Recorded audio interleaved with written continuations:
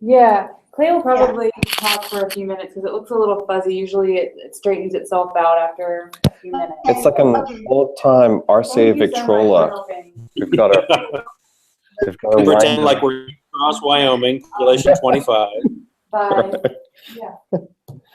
Well, good to see you finally. And to hear us. Yeah, and hear you. We've worked together before because you came. I used to be the program director at the Texas Book Festival. Oh, okay. Okay. Yeah, I was always in the back, hidden rooms of the Capitol running things, so I never really got to meet the writers. But I was always glad when you were able to come. And Well, we like the Texas Book Festival. You invited me a number of times, like that. And then Book People down in Austin's a flagship store that we go to a great deal. So Yeah. I think we've got 3 stops. The next tour's got 54 events in it. Oh, wow. So we'll be through a month and a half. But yeah, Book People. And then what's the other one?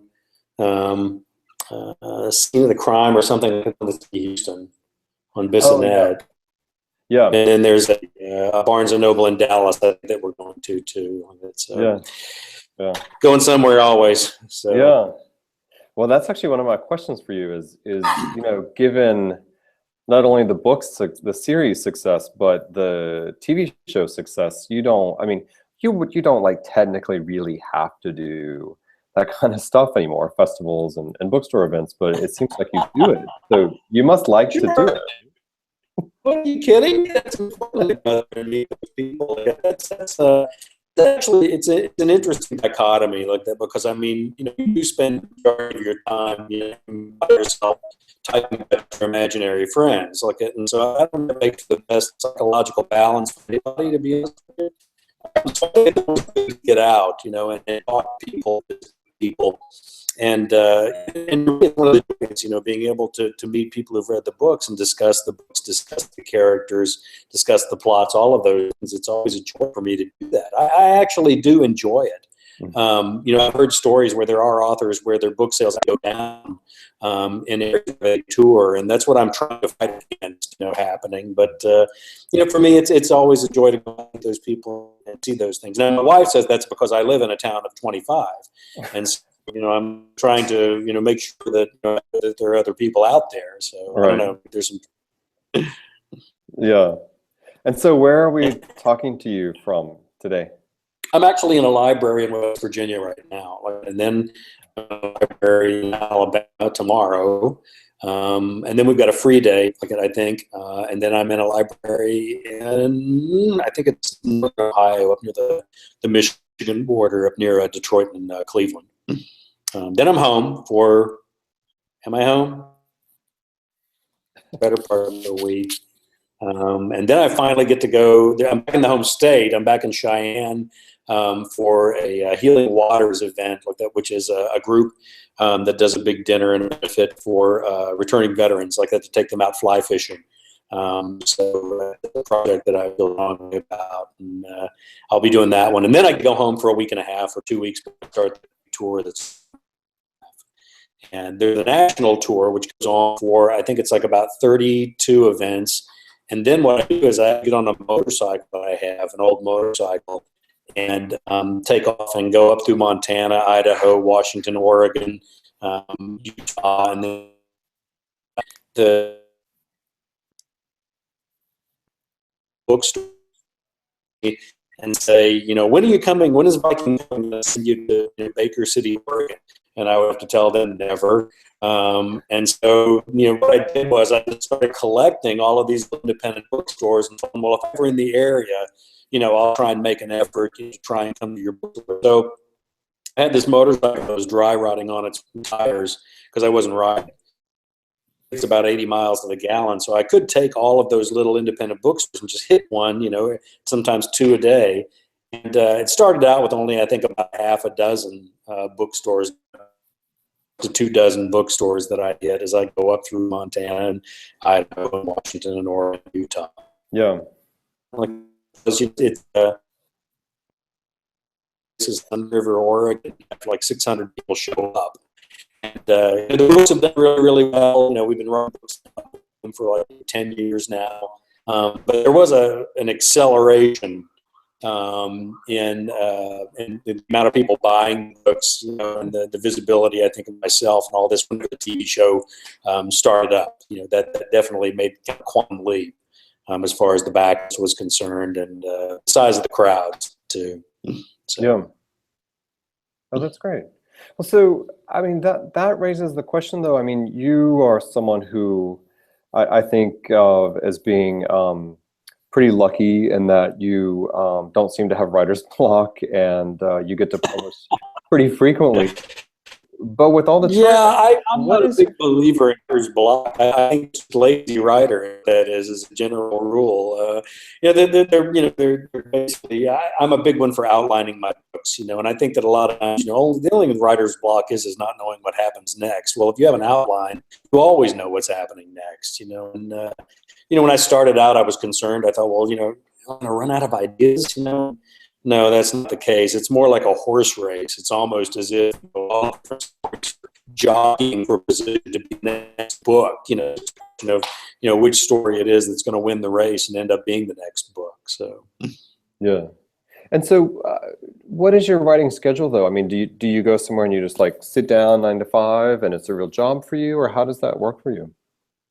Pretty blue collar about the whole thing, kind of a working class writer, I guess, because you know, I've got a ranch, you know, there in northern Wyoming, near Montana, base of the Bighorn Mountains, and so I'm usually up and out, and you know, and getting the work done, you know, before the sun comes up, and then come back in, you know, and sit down and make a great big pot of coffee and start. You know, and I have a loft that I work in the house, and you know, you know, for me, writing is not it's not a job. For me, it's like breathing. You know, for me, it's what I'm looking forward to. You know, everything else is just time in between writing. You know, you hear race car drivers say that there's racing and then there's, you know, way in between. You know, and for me, it's not the same for writing. For me, writing is my life, and everything in between is a little bit of just waiting to get the chance to write again. Yeah. And so, I mean, you also didn't necessarily have to, you know, get a credit on writing the TV series, but you do have a credit. Do you think that now that this is your 13th book in the series, and the TV series has been out for a while, do you find yourself, when you're writing, you know, thinking a little bit more visually, and how will this work for TV, or is it two totally separate endeavors? Two totally different. I mean, you know, I was writing a book for 7 years before the TV show came along, and we were very fortunate, and the books were very successful. We were on the New York bestsellers list the year before the TV show came out. And most of the characters that are in my book are all, you know, based off of people that I know. I mean, one of my favorite quotes, Wallace Stegner, on Teaching and Writing, where he says, the biggest piece of ever written is that disclaimer that's at the beginning of every book that says nobody in this book is based off of anybody alive or dead. We'll cry at it. You know, I mean, that's your job, to go find interesting people to populate your books with as characters. So, you know, an awful lot of people are friends and family and neighbors and people I've worked with. And so they were very cemented, you know, in my head. Or, you know, before the magnificent job they've done with the television show, with the casting, you know, the people producing it, getting the writers, and everybody that's involved. It's kind of a unique situation that, I mean, you hear a lot of horror stories about Hollywood from writers, you know, that they've been, you know, abused or, you know, whatever it is that their problems are with. But I think sometimes, you know, writers to blame, you know, in that situation. You know, you kind of have to approach Hollywood, you know, whether it be a feature film or a TV show or something like that. You have to realize that, you know, it's going to be a different art form. It's going to be something different than your books, you know, because, you know, to slavishly reproduce a book, either as a movie or a television show, doesn't necessarily work. I mean, it's two different art forms. And so that's my open. And, you know, and the people that are involved with the show, they read the books. So the actors read books. You know, one of the things I have to do when I'm on tours is I bring out a lot of books because all of the actors, want books whenever the next book comes out, because they want to see what it is that they're up to in the universe. So I refer to it. For me, definitely the joys of having a television series. Yeah. I want to do how I want to do it, but consultant, I can have my hand in, Walt's jurisdiction doesn't work, up there on the Indian reservation, or, no, you're not going to be able to run down to Denver and be back, in an hour. That's more like a 12-hour trip, and so, a lot of details, and a lot of this knowledgeability of the area itself, difficult. And you're like that, and so it's enjoyable to me to provide that. If they knew about the plot, this book, the one that's coming out on May 12th, they knew about it a year ago. And I'm always sharing with them all of my ideas, the things I'm working on, the things I'm going to work on, newspaper articles, and that type of thing. And I never worry about that much, simply because I know their take on that subject is going to be different from what my take is going to be on that subject, simply because we are working in two different venues. Yeah. And I mean, yeah, you're right. Land and sort of sense of place is so important to what you write. You mentioned Stegner. Are there other Western writers you admire? Oh, the line is legion. I'm reading Cormac McCarthy right now, and so there's another one.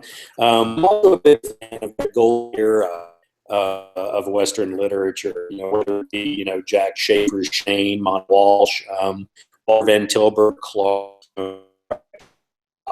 Incident. From up in Missoula, Montana, who, she wrote, what was it, The Man Who Shot Liberty Valance, the Hanging Tree, A Man Called a Horse, all that. In groceries, they probably made a movie out of it. All of those old era Western writers get to do, that I think they sure. Even Wallace Stegner, I don't think quality of writing, because I guess what Larry McMurtry of literature, form of literature that's made simply because geographically, locale, it happens to be very specific. I remember a good friend of mine, reviewed, by asked him the future of the Western, and he said, "You know what? I'm waiting for you guys to interview Isadora Welty and ask her about the future of Southern." Never had a question, about England or anything like that. The West seems to be kind of marginalized to an extent. A lot of writers did better faith. Yeah.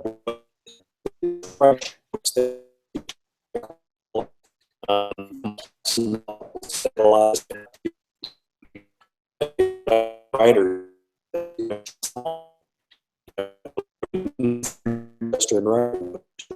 Yeah. So let me ask you one last question, and I like to ask this because there's it never fails to have an interesting response. But I mean, you're a successful writer now, but how did you get your first book published? I mean, was it just mailed it off to a potential agent and that was that, or what? It was, come on, I'm a cowboy from a town of 25, right? So, to try and get up there on the Great White Way of Broadway and trying to break into an agent's office,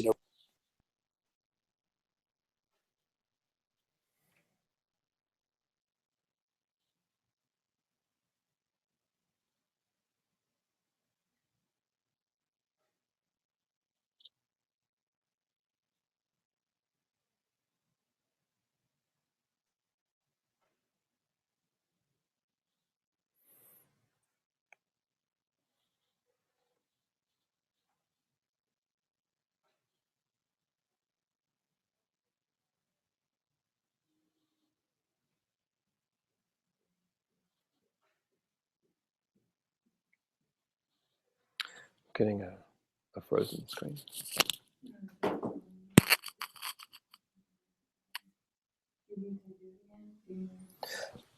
I don't know where it cut out. Okay.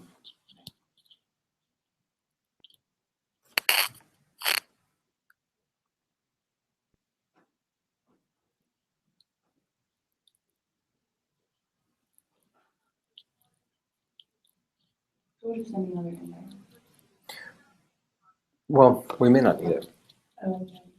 Maybe not. Okay. Okay. Let me. I don't think we need it. Clay says that he thinks that we've got enough of that last question. Yeah, so I think we should be good to go.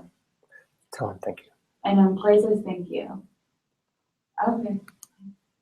Yeah, we bye. We just kept like talking to each other.